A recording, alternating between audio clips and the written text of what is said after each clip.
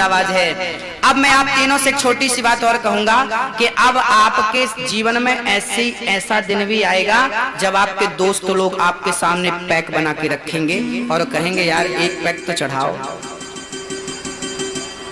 आपके दोस्त लोग आपसे कहेंगे, प्रेशर करेंगे, चढ़ाओ एक पैक तो कम से कम। अरे क्या होता, आप कहेंगे हमने भाई तीनों भाइयों से मैं निवेदन कर रहा हूं, अब आप लोगों को मैं एक छोटा सा काम भी दे रहा हूं कि अब आप अच्छे बन गए ना, अब आप औरों के बीच में जाकर कहा करिए मैं भी पीता था, मैं भी खाता था, पर मैं छोड़ कर देख लिया हूं। शक्तिशाली तो राम भी थे, शक्तिशाली तो रावण भी था, है ना? फर्क क्या था? बोले रावण ने अपनी शक्ति का उपयोग कहां किया? बोले किसी की नारी को चुराने में। और राम ने अपनी शक्ति कहां लगाई? अपनी नारी का सम्मान वापस दिलाने में। मेरी माँ शक्तिशाली राम भी थे, शक्तिशाली रावण भी था, केवल फर्क इतना था कि रावण अपनी शक्ति का दुरुपयोग करता था। मेरी माँ, मेरे भाई, मेरे नौजवान दोस्तों, आप भी अच्छा संकल्प लीजिए।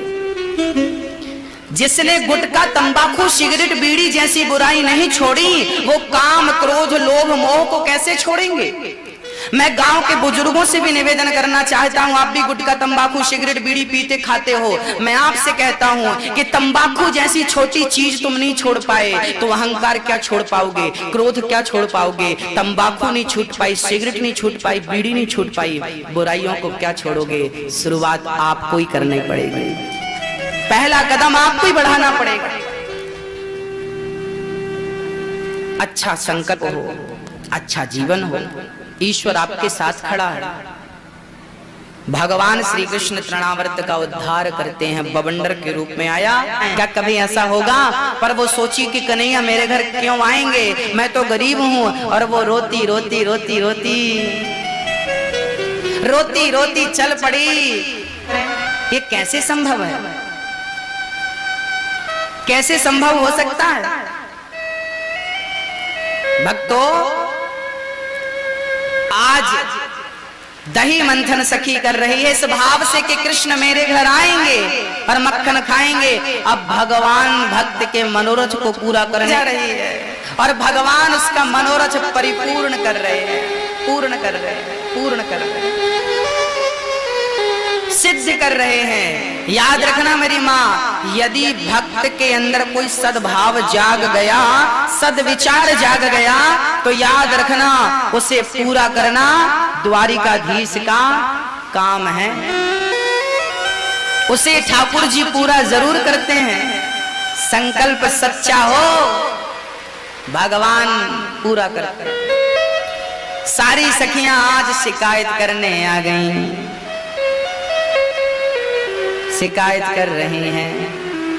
वत्सान मुंचन क्वचित समय, क्रौस संजात हासा, स्तेयं स्वादवत्यथ दधिपयः कल्पितैस्ते शोकान्। आज भगवान की शिकायत करने गोपियां आ गई। मैया, तेरे लाला ने बछड़ों को खूंटे से खोल दिया, ये बछड़े जाते हैं और सारा दूध पी लेते हैं। मानो गोपियां कह रही हैं कि ये बछड़े तो खूंटे से बंधे ही थे, तेरे लाला ने आ समय में ही खूंटे से खोल दिया। अर्थात हम सभी, वो दर्शन बड़ा अद्भुत है। एक नंबर की छोटी हैं ये सखियां।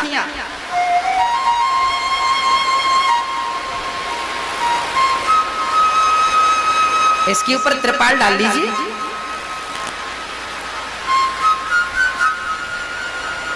सारी सखियां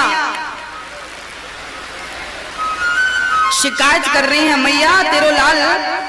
मैया बोली जरा गुस्सा किया करो, जरा डांटो करो मेरे छोरा को। कन्हैया, सखियां बोलती हैं मैया जब हम यहाँ को गुस्सा करके बुलावे ना, गुस्सा करे ना, तो हमारी तरफ देख के ही कर देता है, हंस देता है, और इसकी मुस्कान में माया है। इसकी मुस्कान देखती हम तो पागल हो जाती हैं, दीवानी हो जाती, सारा गुस्सा ठंडा हो जाता है, भूल जाती है।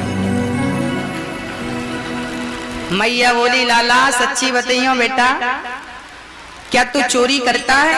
कन्हैया बोले मैया इनकी बातों को भरोसा मत करियो, एक नंबर की चोटी है,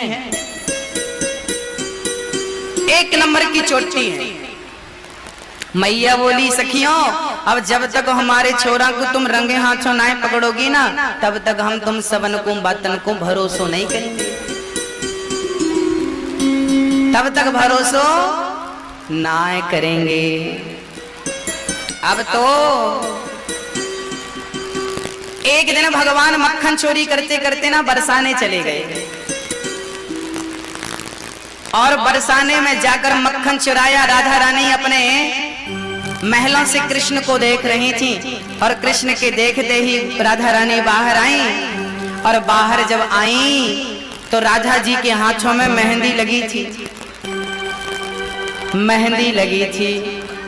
उसी समय तूफान आया, कन्हैया मक्खन चुरा कर भाग रहे थे, तूफान आया, राधा जी के हाथों में मेहंदी थी और उनकी लटें उलझ गईं। तो आज राधा जी श्याम सुंदर से कह रही है कन्हैया देखो ये हमारी लट उलझ गई है, हाथ में मेहंदी लगी है, जरा आकर के सुलझा दो। सब पुण्य किया है जरा हमें तो बताओ, ऐसा कौन सा पुण्य किया है कि पुण्य के कारण आज भगवान पुत्र बनकर के गोद में खेल रहे हैं?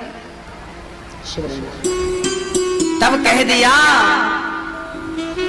कि ये यशोदा पिछले जन्म में धरा थी और नंद बाबा वसु थे, नाम था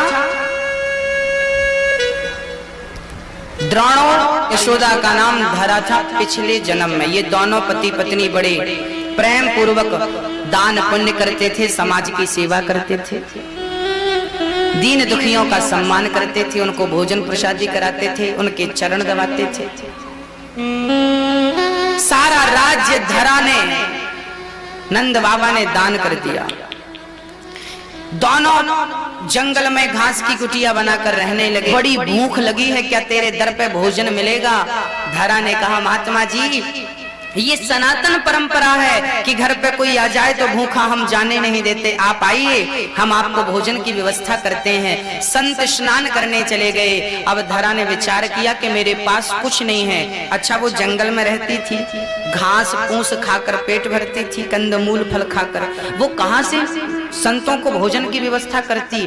तब धरा के मन में चिंता हुई कि मैं संतों को कैसे भोजन कराऊं। तभी दिमाग में जवान थी धरा, साहूकार के पास गई धरा, सेठ जी हमारे घर में कुछ संत आए हैं, हमें 2 रुपए दे दीजिए, हम लकड़ी बेचकर आपका पूरा पैसा चुका देंगे, हमें संत सेवा करनी है, भोजन प्रसादी कराना है।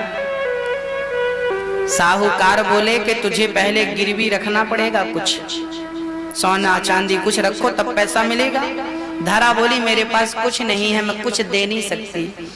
उसी समय साहूकार की नीयत बिगड़ गई और उस सेठ साहूकार ने कहा कि सुनो तुम जवान हो, यदि तुम अपनी ये जवानी